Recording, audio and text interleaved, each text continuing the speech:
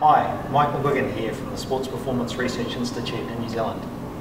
In this video, we discuss some of our research on the use of isometric testing to assess athletes. Recently, there has been a resurgence in the use of isometric assessments in strength and conditioning.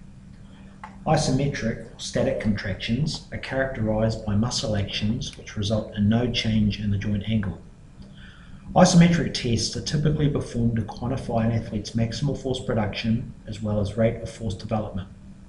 Both of these factors are thought to be critical components of successful athletic performance.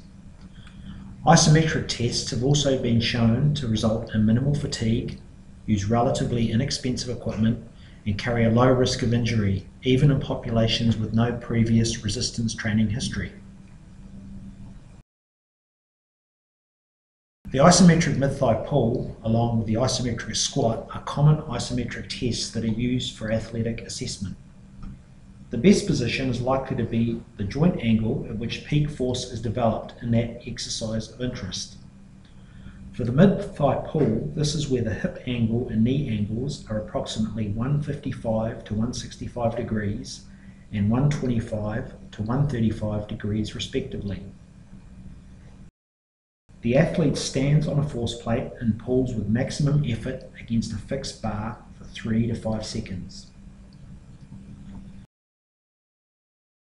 In a series of studies, we have compared the peak force produced during an isometric mid-thigh pull with dynamic exercises such as 1 repetition maximum squats and power cleans, as well as movements like counter-movement jumps and static jumps.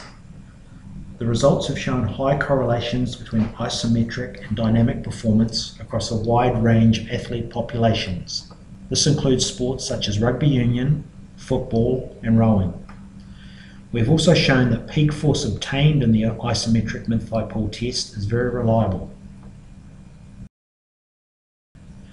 When testing large groups of athletes, strength and conditioning coaches can use isometric tests such as the mid-thigh pull and be confident that this type of testing is giving a valid and reliable indication of the strength level of their athletes.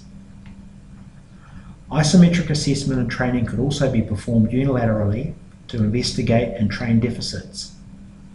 By comparing the maximum force produced during the isometric task with a dynamic movement such as a jump squat, the strength and conditioning coach can obtain information about the athlete's dynamic strength deficit.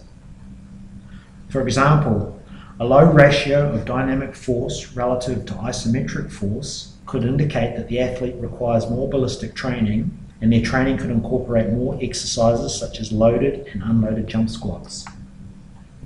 Isometric assessment can potentially add great value to the overall strength profile of athletes.